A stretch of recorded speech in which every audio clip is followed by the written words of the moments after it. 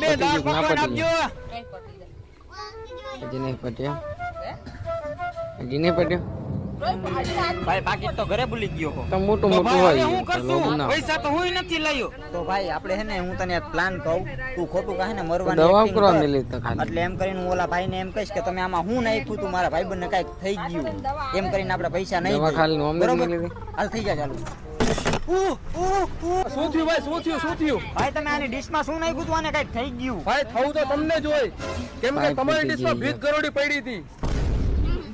આ ભાઈ હા. જલ્દી નાટક બંધ કર, દવાખાને ફોન કર 108 ને જલ્દી.